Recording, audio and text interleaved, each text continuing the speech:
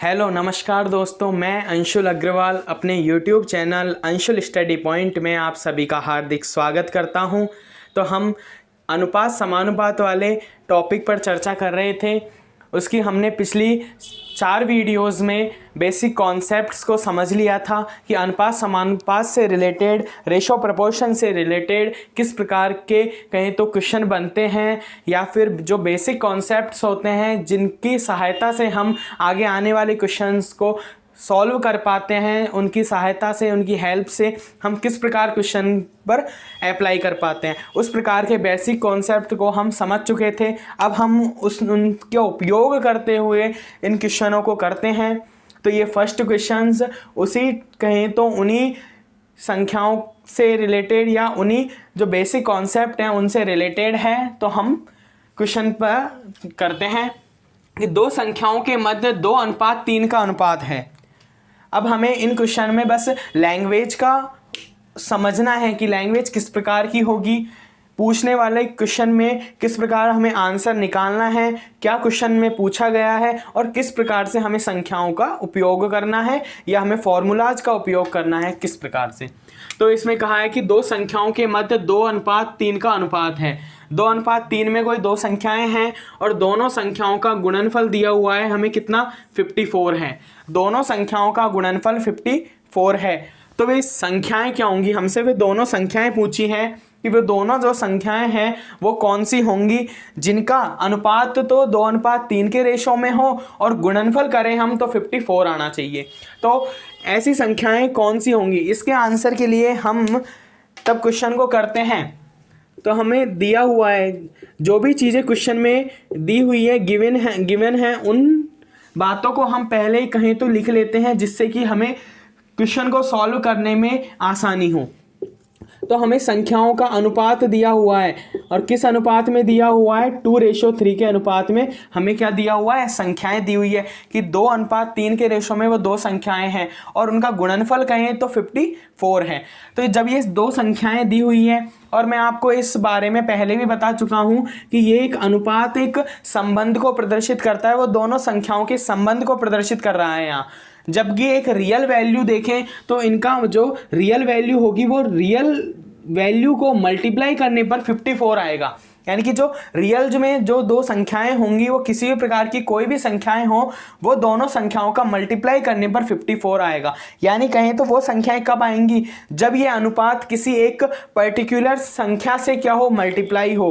क्योंकि ये एक रिलेशन में है, अनुपात के रूप में दिया हुआ है। जब इसे किसी एक संख्या से हम ऐसी संख्या से गुणा करें या मल्टीप्लाई करें जो कि एक हमें रियल संख्या के रूप में बताएगा। तो हम क्या करते हैं, हमने पिछला क्वेश्चन भी पिछली क्लास में भी देखा था, किस प्रकार से हमने कहा था, हमने फर्स्ट संख्या को क्या मान लिया, जैसे कि ये फर्स्ट संख्या है तो फर्स्ट संख्या क्या हो गई, ये तो हो गई 2x। x क्यों माना, क्योंकि वो पर्टिकुलर संख्या हमने x मानी है जिससे मल्टीप्लाई करने पर हमें जो संख्याएं प्राप्त करनी है वो हमें क्या हो जाए, ज्ञात हो जाए। और सेकंड हम संख्या माने तो सेकंड संख्या क्या हो जाती है, 3x। तो ये दो संख्याएं होगी। अब इन दोनों संख्याओं का मल्टीप्लाई करने पर 54 आना चाहिए। तो हम क्या करें, जैसा क्वेश्चन बोल रहा है उस प्रकार से लिखते हैं। किस प्रकार करेंगे, 2x इसका मल्टीप्लाई करेंगे 3x से इज इक्वल टू में 54 आना चाहिए। यही कहना चाह रहा है क्वेश्चन कि इनका मध्य अनुपात ये है, इनका गुणनफल करने पर। तो हमने गुणनफल किया, 54 आया। तो यहाँ से हम गुणनफल करेंगे किस प्रकार, 3 × 2 6, x का करेंगे तो x² इज इक्वल टू में 54। और यहाँ से हमें एक वैल्यू पता चलेगी क्या, कि x² है उसका वैल्यू आएगा 9। 6 का जब यहाँ डिवाइड करेंगे तो 9 आ जाएगा और हम x का जब वर्गमूल लेंगे तो कितना आ जाएगा, 3।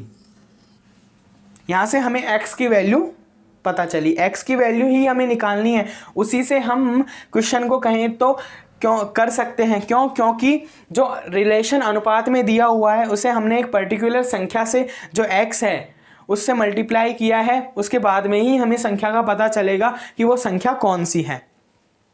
तो हम अब यहाँ से क्या निकालेंगे, हम x निकाल चुके हैं। अब पूछा क्या है उसमें कि वो संख्याएं क्या हैं। तो फर्स्ट संख्या देखें तो फर्स्ट संख्या हमने क्या मानी थी, 2x।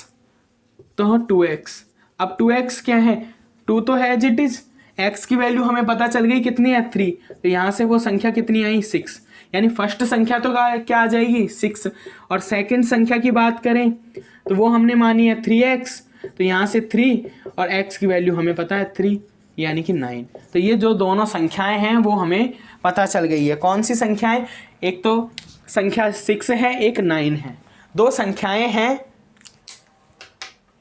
ये दोनों संख्याएं ही 6 और 9 2:3 के अनुपात में है, और इनका ही गुणनफल करने पर हमें 54 प्राप्त हो रहा है।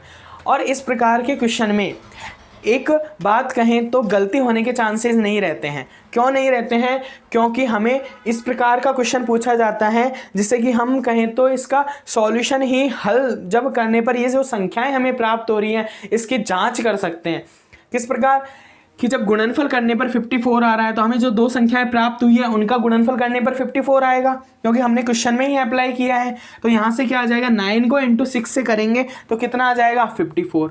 तो हमें पता चल गया कि हमारा जो आंसर आएगा वो क्या आएगा, करेक्ट आएगा। और उसका अनुपात भी देखेंगे, जब हम रेशो में इसको निकालेंगे तो किस प्रकार निकालेंगे, 6:9। और मैं आपको बता चुका हूँ कि इसे सरल अनुपात के रूप में लिखना होता है। तो सरल अनुपात में जब 3 का क्या करेंगे, डिवाइड करेंगे तो 2:3 आ जाए।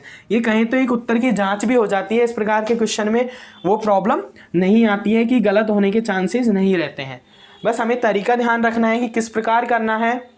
हमें जो अनुपात दिया हुआ है उसे किसी एक कहें तो वैल्यू से, जो हम x ही ज़्यादातर x मानकर ही करते हैं, तो x से हम मल्टीप्लाई करके उन संख्या मानेंगे। और उस संख्या को जिस प्रकार भी कहा जा रहा है, इसमें तो गुणनफल की बात कही है, किसी क्वेश्चन में माइनस की या प्लस की ऐड करने की किसी भी प्रकार की बात कह सकता है। तो उसके अकॉर्डिंग हम क्या करेंगे, सॉल्व करेंगे क्वेश्चन को। तो आपको समझ में आ गया होगा ये क्वेश्चन। बस यहाँ से हमें x की वैल्यू निकालनी है और उसके बाद में फर्स्ट सेकेंड संख्या हमें पता करनी है।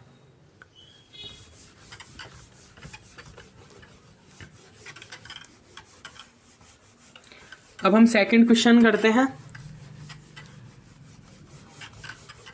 बस इस टाइप के क्वेश्चंस ही हैं, इनके एग्जाम में आने के चांसेस अच्छे रहते हैं। क्योंकि जैसे कि एक क्वेश्चन और देखते हैं। एक त्रिभुज है, एक त्रिभुज की भुजाएं दी हुई है।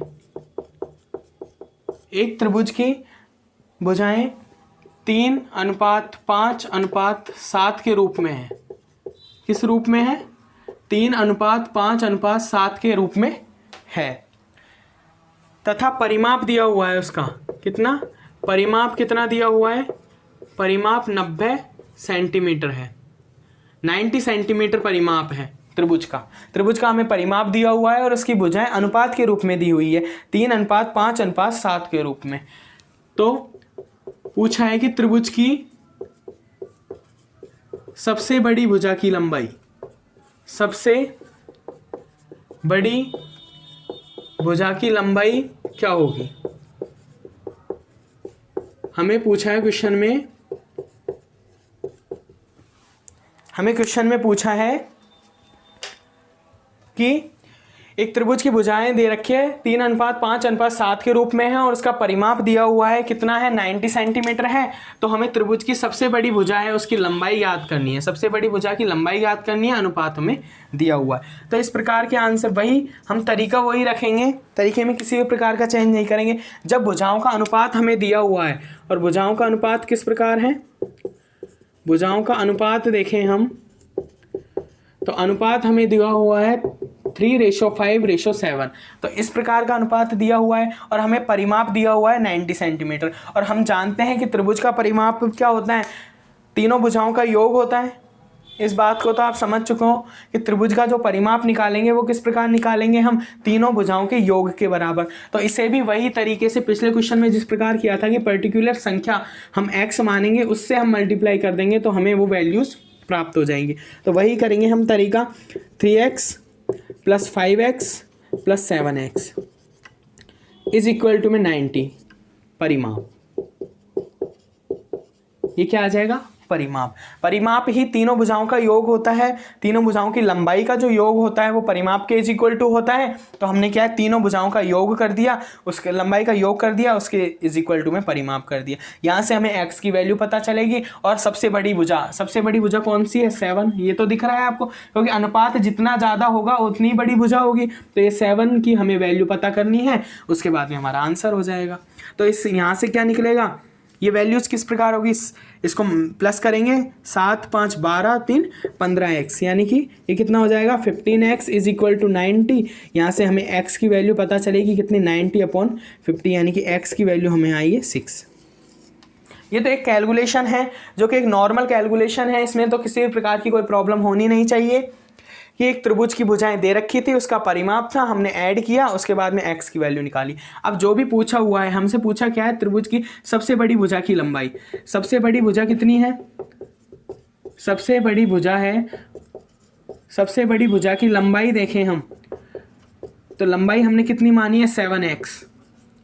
x तो क्योंकि वही संख्या, ये तो एक अनुपात के रूप में संबंध को दर्शा रहा है, जबकि एक संख्या के रूप में हम लिखेंगे तो किसी पर्टिकुलर हमें एक वैल्यू से हमें मल्टीप्लाई करना होगा। इस बात को हम समझ चुके हैं। तो अब क्या करेंगे, 7 और x की वैल्यू हमें पता है कितनी है, 6। तो यहाँ से क्या आया, 42। तो वो संख्या क्या है, 42 है बस। अब आंसर में निकालने में किसी भी प्रकार का कहीं तो प्रॉब्लम नहीं होनी चाहिए और हमें टाइम भी नहीं लगना चाहिए। हमें एक सोचते ही डायरेक्ट दिमाग में आना चाहिए कि अनुपात है, सीधा अनुपात को जोड़ा, 7 5 12 और 3 15, यानी 15x is equal to 90। x की वैल्यू निकाली 6 और 6 है निकाली। अब जो भी क्वेश्चन पूछे, अगर तीनों भुजाओं की पूछ रहा है तो 3x 5x 7x निकाल लेंगे हम, और जबकि इसमें पूछा है कि बड़ी भुजा की लंबाई क्या है तो 7x है, तो 7 × x की वैल्यू हमें 6 प्राप्त हुई है, उससे मल्टीप्लाई किया, 42 आंसर हो गया। तो बस ऐसे हमें क्वेश्चन की कहें तो एक तरीका है, वो एक इस तरीके से याद हो जाना चाहिए कि हम क्वेश्चन को देखते ही अब चुटकियों में आंसर निकाल दें। क्योंकि अब हम इतना पढ़ चुके हैं, इतने बेसिक कॉन्सेप्ट को समझ चुके हैं कि अब हमें इतना टाइम लगना ही नहीं चाहिए। बस समझ में आ गया होगा आपको इस प्रकार का क्वेश्चन, तो आप समझिए। अब एक और क्वेश्चन इस प्रकार का लेते हैं रिलेटेड, तो थोड़ा कहें तो इससे लेवल थोड़ा बढ़ा हुआ है उसका, लेकिन उन छोटी छोटी बातों को आप पिछली क्लासेज में समझ चुके हो और हम उन्हीं पर बेस्ड, उन्हीं की हेल्प, उन्हीं का यूज करते हुए क्वेश्चंस कर रहे हैं। एक क्वेश्चन है, a तथा b का अनुपात दिया हुआ है, a तथा b का अनुपात दिया हुआ है, a तथा b का अनुपात 1/2 है तथा b व c का अनुपात, b व c का अनुपात भी दिया हुआ है और b व c का अनुपात दिया हुआ है 3:4। ये अनुपात दिया हुआ है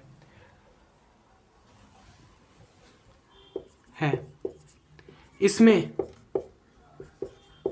340 रुपये हैं। ए बी सी में किस प्रकार बांटा जाए, ए बी व सी में हिस्सों के अनुसार, जितने भी उनके हिस्से हैं हिस्सों के अनुसार किस प्रकार बांटा जाए, ये पूछा जा रहा है।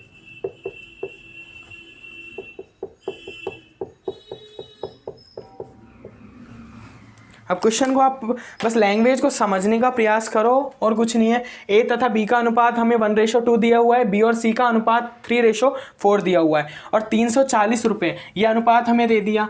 उसके बाद में 340 रुपये हैं, एक कहें तो रियल वैल्यू है हमारे पास, जो ए बी व सी में के हिस्से हैं उसके अनुसार किस प्रकार बांटा जाए।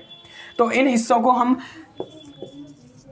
इस प्रकार के हिस्सों को हम जब निकालेंगे तो हम जानते हैं कि ए बी अनुपात अलग दिया हुआ है, बी और सी का अनुपात अलग दिया हुआ है, तो हमें एक इसे कॉमन वैल्यूज़ के रूप में कहें तो एक इस प्रकार की वैल्यूज़ के रूप में लिखना है, जो ए अनुपात बी अनुपात सी हमें क्या है, एक ए अनुपात बी अनुपात सी के रूप में हो जाए, जिससे कि हमें क्या है कि ये 340 रुपये है, इसको बांटने में, इनके हिस्सों को बांटने में हमें प्रॉब्लम नहीं होगी। तो हम क्या करेंगे, ए और बी का अनुपात कितना दिया हुआ है 1:2 और हमें बी अनुपात सी दिया हुआ है, वो कितना दिया हुआ है 3:4, ये दिया हुआ है दोनों अनुपात। और हम इस चीज़ से ए अनुपात बी अनुपात सी निकालना जानते हैं।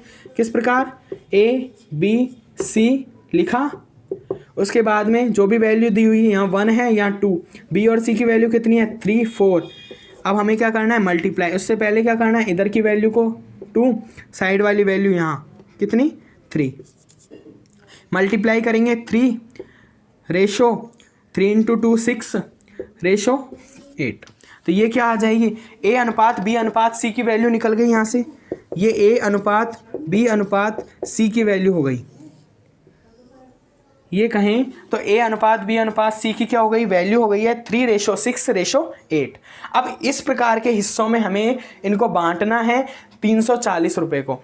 और किस प्रकार बांटेंगे अब 340 रुपये को, जब हमें पता है कि ये 3:6:8 के रेशो में है। और मैंने पहले भी आपको ये बताया था, ये जो वैल्यूज़ होती है संबंध को दर्शाती है। जब ये वैल्यूज़ निकालेंगे हम तो इसे एक पर्टिकुलर संख्या से वैल्यू से हमें क्या करना पड़ेगा मल्टीप्लाई करना पड़ेगा।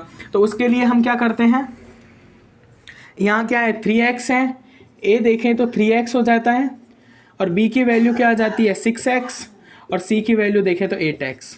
ये समझ में आ गया होगा, बस यही तो समझना है। यहाँ तक हम तो बहुत पहले पिछली क्लास में हम इस प्रकार के a अनुपात b और b अनुपात c दिया हुआ हो तो a अनुपात b अनुपात c निकालना आता है। बस हमें यहाँ से ये पता चली कि a की वैल्यू 3x, b की वैल्यू 6x और c की वैल्यू 8x है। ठीक है, तो अब हमें 340 रुपये को क्या करना है डिवाइड करना है। तो हमें यहाँ से अगर x की वैल्यू पता चल जाती है तो हम निकाल लेंगे। तो x की वैल्यू के लिए हम क्या करेंगे 3x + 6x + 8x, इनका योग करेंगे तभी तो हमें पता चलेगा। अब टोटल वैल्यू हमें रियल वैल्यू दी हुई है 340। ठीक है, यहाँ से हम इसे प्लस करेंगे 3 6 9 8 17, यानी कि 17x = 340 और x की वैल्यू हमें यहाँ से प्राप्त होगी 20। यहाँ से x की वैल्यू हमें प्राप्त हो गई है 20। यहाँ से हमें कितनी प्राप्त हो गई है x की वैल्यू 20 प्राप्त हो गई है। तो यहाँ तक आपको समझ में आ ही गया होगा। ये वैल्यूज़ हमने यहाँ से निकाल ही लिया, उसके बाद में हम प्लस करेंगे। क्यों? क्योंकि उनके हिस्से हमें ए बी और सी है, वो तीनों का हिस्सा क्या करना है प्लस करना है, जो कि 340 रुपये के बराबर है। अब हम उसे पर्टिकुलर डिवाइड करना है कि ए का हिस्सा कितना है, बी का हिस्सा कितना है और सी का हिस्सा कितना है रुपये में। तो हमें पता है ए कितना दिया हुआ है 3x, तो 3x है तो 3 × 20 यानी कितना हो जाएगा 60। ये समझ में आ गया। इस प्रकार b का हिस्सा देखेंगे कितना है 6x, यानी कि 6 × 20 कितना हो जाएगा 120। और c का हिस्सा देखेंगे कितना हो जाता है 8x, तो 8 × 20 यानी कि कितना 160। तो ये आंसर निकल गए, ये आंसर हो गए। अब आपको जो ऑप्शंस होंगे उसमें इस प्रकार के आंसर होंगे 60, 120 और 160। तो इस क्वेश्चन में कहाँ यहाँ तक तो कोई प्रॉब्लम नहीं है, यहाँ हम पहले ही कर चुके हैं। ये हम पिछली क्लास में अभी पिछले क्वेश्चन में ही समझ चुके हैं कि इस वैल्यू को हमें किसी एक पर्टिकुलर वैल्यू से मल्टीप्लाई करना पड़ेगा, उसके बाद में ही हमें एक रियल वैल्यू प्राप्त होगी। फिर हम इसको प्लस इसलिए करेंगे क्योंकि सभी का हिस्सा, तीनों का हिस्सा देखें तो मिलाकर ही 340 रुपये है टोटल। तो वहाँ से हमें x की वैल्यू पता चली, और जब हमें हिस्सा पता है कि a का 3x है, b का 6x है और c का 8x है, तो हम वहाँ से वैल्यू निकालेंगे। तो ये रुपये में पता चल गई कि 60 रुपये, 120 रुपये और 160 रुपये आंसर हो गया। तो इस प्रकार के क्वेश्चन है, बस इसे कहें तो सॉल्व अब इतना समझ चुके हैं हम, बेसिक कॉन्सेप्ट को इतनी तरीके से, इतने अच्छी तरीके से डिफाइन कर चुके हैं कि हमें प्रॉब्लम आनी ही नहीं चाहिए। तो आज के लिए क्लास इतनी ही। आप इस चैनल को सब्सक्राइब कीजिए, वीडियो को ज़्यादा से ज़्यादा शेयर कीजिए, लाइक कीजिए, और किसी भी प्रकार का कोई भी डाउट हो क्वेश्चन से रिलेटेड तो आप कमेंट करिए, ठीक है, उसका आंसर आपको दिया जाएगा। तो आज की क्लास को यहीं समाप्त करते हैं। जय हिंद, जय भारत।